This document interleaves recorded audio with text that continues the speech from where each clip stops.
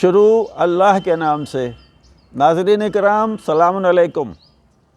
میں علی قمبر کاظمی رسول پور دہلڑی میرٹھ سے آپ کی خدمت میں پیش کر رہا ہوں وہم اور اندھ کے خلاف مسلسل ایک گفتگو۔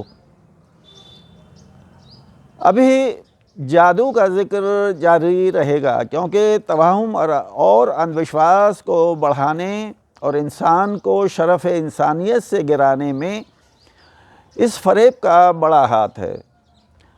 تفسیر قمی اور تفسیر عیاشی میں امام محمد باقر علیہ السلام سے منقول ہے کہ جب حضرت سلیمان کا انتقال ہوا، اس حال میں کہ آپ اپنی حکومتی امور کا معائنہ فرما رہے تھے کہ روح قبض کر لی گئی، اور آپ کئی روز اپنی چھڑی کے سہارے کھڑے رہے۔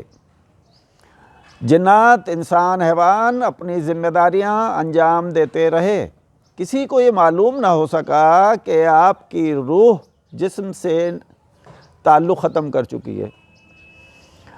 اللہ نے دیمک کو حکم دیا کہ وہ سلیمان کی چھڑی کو کھا لے۔ دیمک نے اطاعت الہی میں اپنی ڈیوٹی کو انجام دیا۔ حضرت سلیمان کی لاش زمین پر گری۔ جنات اور انسان اپنی لا علمی پر شرمندہ ہوئے۔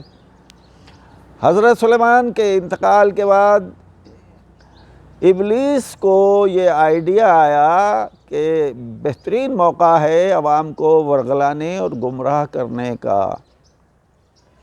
اس نے کچھ طلسم فرضی طور پر وضع کر کے حضرت سلیمان کے تخت کے چاروں پایوں کے نیچے دبوا دیے۔ انہی جنات سے جو جبری طور پر سلیمان کی خدمت میں لگائے گئے تھے، اور عوام میں شہرت کر دی گئی کہ سلیمان ان طلسمات کے اثر سے اپنی حکومت چلاتے تھے۔ پس جس کو جن و انس اور حیوانوں کو بھی اپنے قبضے میں رکھنا ہو وہ اس طرح عمل کرے۔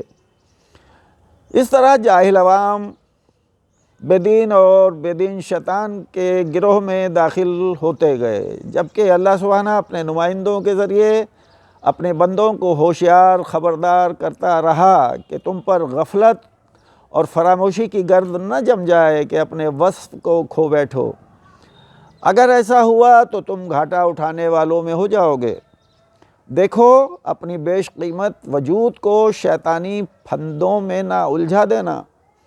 ہرگز اپنے نفس کا سودا اللہ کے علاوہ کسی اور شے سے نہ کرنا۔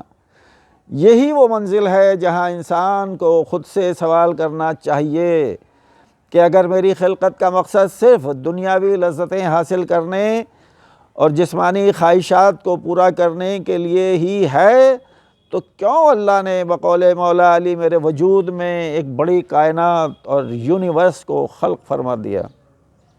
مگر یہ سوال بھی صاحبان شعور کے دماغ میں ہی پیدا ہو سکتا ہے، ورنہ اکثریت تو چوپاؤں سے بھی بدتر ہے۔ میں کچھ ایسے افراد سے بھی واقف ہوں کہ جو بہترین علمی صلاحیتوں کے مالک ہیں، سروں پر بڑے بڑے عمامے اور پگڑیاں بھی رکھتے ہیں، مگر اسی ظرف میں توہم کی غلاظتیں بھی رکھتے ہیں۔ ایسے ہی ایک جناب نے میرے علم میں اضافہ فرمایا کہ کوئی جادوگر یہاں ہندوستان سے ایران میں رہنے والے شخص کو مار سکتا ہے۔ میں جاہل عوام کا نمائندہ ہمیشہ سے ٹوپی عماموں سے مروب خاموش سنتا رہا، مگر دماغ کے کسی خلیے میں سوال یہ ابھر رہا تھا کہ وہ جادوگر اپنا جادو مرنے والے پر کرے گا کہ اللہ سبحانہ اور ملک الموت پر؟ کیونکہ موت تو اللہ کے حکم سے آتی ہے، تب ملک الموت روح قبض کرتا ہے۔ واضح ہوا کہ جادوگر اپنے جادو کے زور سے اللہ کو تیار کرے گا کہ وہ اس شخص کو موت کا حکم جاری کرے۔ باقی کل